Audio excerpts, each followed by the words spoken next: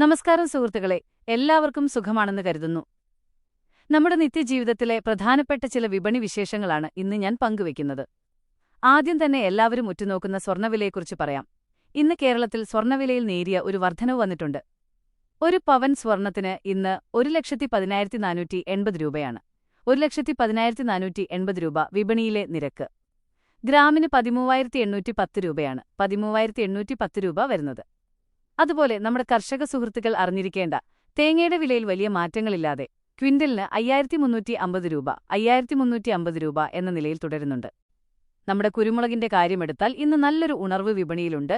കിലോയ്ക്ക് 685 രൂപ 685 രൂപ വരെയാണ് ഇന്നത്തെ വില.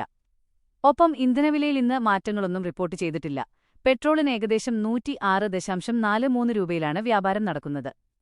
കർഷകർക്കും സാധാരണക്കാർക്കും ഉപകാരപ്പെടുന്ന ഇത്തരം കൃത്യമായ വിവരങ്ങൾ ഓരോ ദിവസവും മുടങ്ങാതെ നിങ്ങളിലേക്കെത്തിക്കാൻ ഞാൻ ശ്രമിക്കുന്നുണ്ട്.